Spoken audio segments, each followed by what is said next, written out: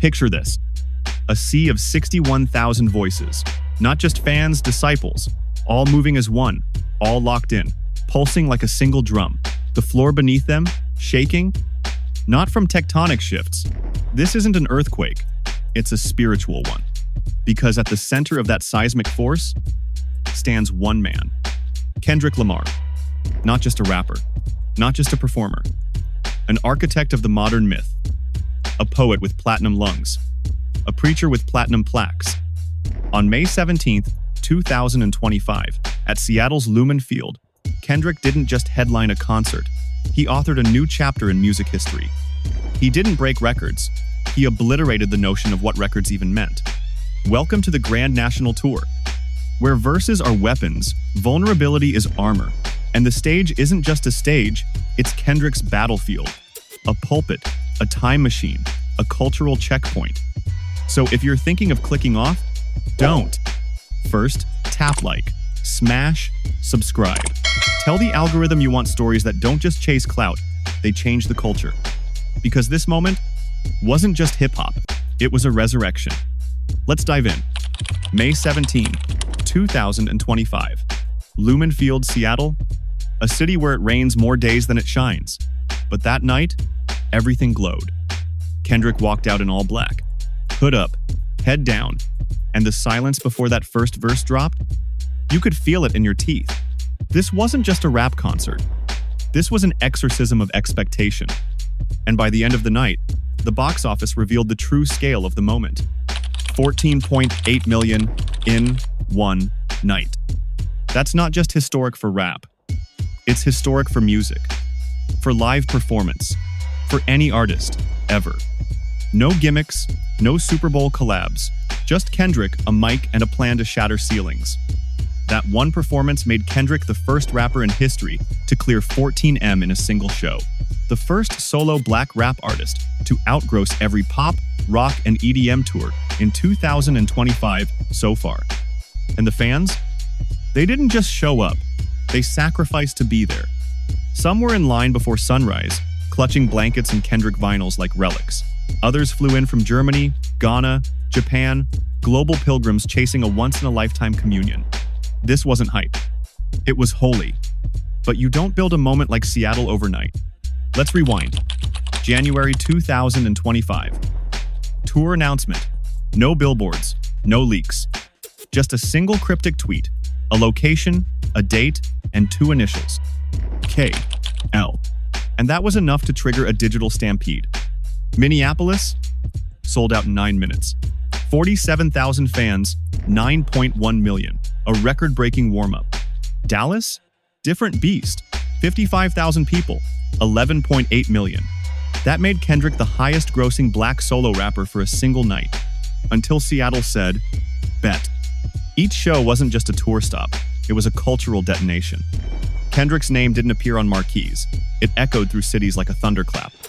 And while other artists fumbled with reschedules or low ticket sales, Kendrick vanished entire dates from the internet. The Grand National Tour became less of a concert and more of a myth in motion. Then came the soundtrack of this revolution. Not Like Us. Not a single. A sniper shot. Released in May 2024, Not Like Us wasn't made for TikTok. It wasn't chasing a dance challenge. It wasn't fishing for streaming-friendly vibes. It was a statement. A line in the sand. A reminder that Kendrick's pen still slices sharper than most rappers' entire discographies. And the numbers? 52 straight weeks on the Billboard Hot 100. A full year. 0 dropouts, 0 skips. Even now, it's hanging on at 22, like a king refusing to abdicate his throne. Radio plays it, fans memorize it, NBA players stretch to it, politicians quietly fear it. Because it's not about flexes. It's about truth told loud enough to punch through denial. Kendrick wrote that track with surgical intent. Not to entertain, but to expose. And in doing so, he created the longest charting solo rap song in Billboard history. This wasn't a moment that passed. This was a moment that planted a flag. And just when people thought Kendrick couldn't top that, he hit them with Luther. The duet heard around the world. Yes, it featured a co-star. But make no mistake, this was Kendrick's engine. His vision. His fingerprints on every inch of the production. Luther hit #1 on the Hot 100 and refused to move. Week after week, 13 straight weeks, the longest any hip-hop track has ever held the throne. Why? Because it wasn't just music. It was devotion disguised as melody. It sounded like church after midnight, gospel hooks soaked in gasoline, organs swelling as Kendrick delivered verses that felt like sermons written in the margins of his soul. And, forget about it. When Kendrick performs Luther, people don't just sing. They weep. They raise hands. They hug strangers. They pull out phones, not just to film, but to remember how it felt. This isn't just a hit. It's a rite of passage for anyone who's ever found salvation in a beat. Now let's pull the curtain back. Because what Kendrick did on stage wasn't random. It wasn't freestyle. It was architecture. The Grand National Tour wasn't a set list. It was a storyboard, a symphony in motion, a spiritual blueprint designed down to the millisecond. And behind it, a precision team of visionaries who helped bring Kendrick's internal world into 3 dimensions. Let's talk about Jennifer Tipton, the lighting maestro. Her lights didn't just flash, they spoke. Reds for rage, blue for forgiveness, white for clarity. Each hue timed like a heartbeat synced to Kendrick's flow. Then came the stage itself. S. Devlin, stage designer to legends, collaborated with Kendrick to build a set that looked like an origami sculpture mid-bloom. Folding panels, rotating mirrors, reflective surfaces that multiplied Kendrick's image across the stage, not as ego, but as a metaphor for identity. Who is Kendrick Lamar?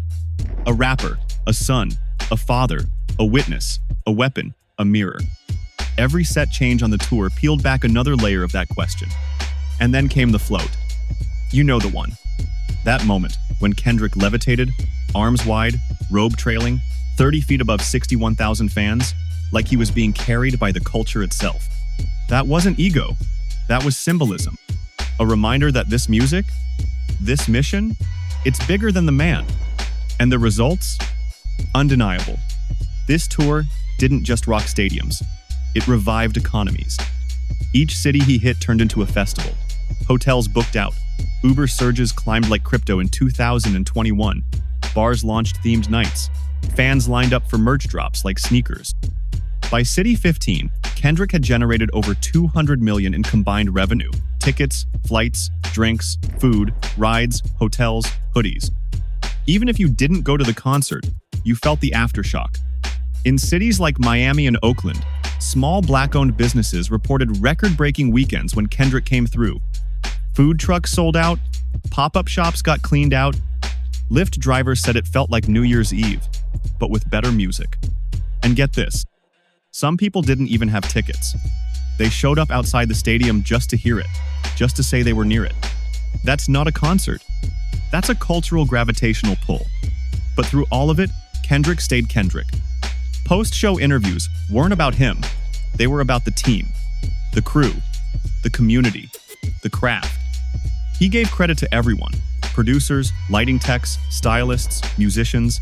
He made sure the guy adjusting his mic and the woman designing his visuals both got their flowers. Why? Because for Kendrick, this isn't about legacy. It's about service. He doesn't posture. He reflects. He remembers when he was mixing demos in his cousin's back room in Compton, praying someone would listen. And even now, with Pulitzer Prizes, Diamond Records, and enough accolades to crash a hard drive, Kendrick still talks like a student. Still listening, still learning. That humility, that's not branding, that's his fuel. It's why his success feels so personal to fans. Because when Kendrick rises, we don't feel like spectators. We feel like witnesses. So now the big question looms. What's next? Because when you redefine the concert experience, double back and redefine charts, and then help boost local economies like you're running a Fortune 500 company, where do you even go? Do we get another surprise album drop before year's end? A volume 2 of Mr. Morale, The Big Steppers? Do we finally see Kendrick dive into the visual world? A full-length film? A stage play? Maybe even Broadway? Do we see him take this tour global? Imagine Kendrick live in Lagos, in Rio, in Tokyo, or maybe, and this wouldn't be far-fetched at all, maybe he creates something we don't even have language for yet. A multimedia memoir, a museum installation, a TED Talk on the politics of rhythm and the theology of the bar. Whatever it is, one thing's for certain. Kendrick doesn't move with the culture. He redirects it. So let's close this out. What happened on May 17th, 2025 wasn't just historic. It was generational. One man, one mic. One night that reminded the world that rap, at its highest level, is more than beats and rhymes. It's resistance, it's healing, it's spiritual warfare wrapped in 4-minute sermons. Kendrick Lamar didn't just make history at Lumen Field. He became a living monument to it. So if this shook something in you, if you were there, or wished you were, or just felt it through a screen, go ahead and tap like. Drop your favorite Kendrick moment in the comments. Hit subscribe and turn notifications on for the next wave. Because this was bigger than a show. It was the coronation of a king. And Kendrick Lamar? He's still just warming up.